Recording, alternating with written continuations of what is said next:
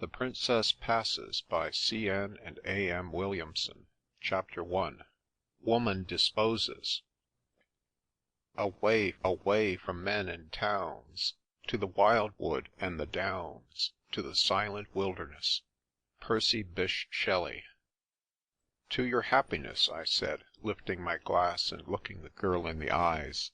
She had the grace to blush, which was the least that she could do, for a moment ago she had jilted me. The way of it was this. I had met her and her mother the winter before at Davos, where I had been sent after South Africa, and a spell of playing fast and loose with my health, a possession usually treated as we treat the poor, whom we expect to have always with us. Helen Blantock had been the success of her season in London, had paid for her triumphs with a breakdown, and we had stopped at the same hotel. The girl's reputation as a beauty had marched before her, blowing trumpets. She was the prettiest girl in Davos, as she had been the prettiest in London, and I shared with other normal, self-respecting men the amiable weakness of wishing to monopolise the woman most wanted by others. During the process, I fell in love, and Helen was kind.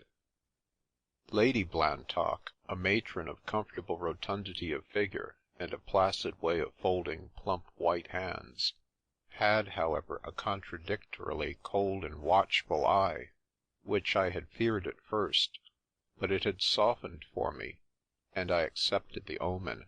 In the spring, when my London tyrant had pronounced me sound as a bell, I had proposed to Helen.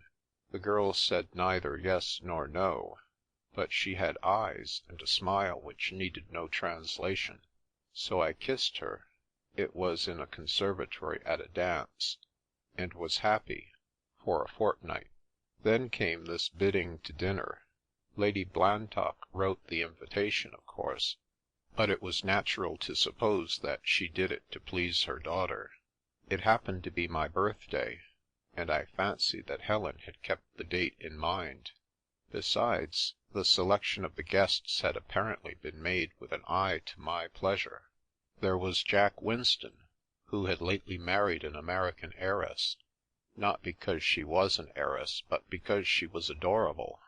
There was the heiress herself, née Molly Randolph, whom I had known through Winston's letters before I saw her lovely laughing face. There was Sir Horace Jerveyson, the richest grocer in the world, whom I suspected Lady Blantock of actually regarding as a human being, and a suitable successor to the late Sir James. Besides these, there was only myself, Montague Lane, and I believed that the dinner had been arranged with a view to my claims as leading man in the love drama of which Helen Blantock was leading lady, the other characters in the scene merely being on as our support. If this idea argued conceit, I was punished. It was with the entrée that the blow fell, and I had a curious impersonal sort of feeling that on every night to come, should I live for 100 years, each future entrée of each future dinner would recall the sensation of this moment. Something inside me, that was myself yet not myself, chuckled at the thought, and made a note to avoid entrées. We had been asking each other's plans for August. Molly and Jack had said that they were going to Switzerland to try the new Mercedes, which had been given as a wedding present to the girl by a school friend of that name, and of many dollars. Then, solely to be civil, not because I wanted to know, I asked Sir Horace Jerveyson what he meant to do. Hardly did I even expect to hear his answer, for I was looking at Helen, and she was in great beauty. But the man's words jumped to my ears. "Miss Blantock and I are going to Scotland," answered the grocer, in his fat voice, which might have been oiled with his own bacon. I stared incredulously. "Together," he informatively added. Lady Blantock laughed nervously. "I suppose we might as well let this pass for an announcement," she Sample complete. Ready to continue?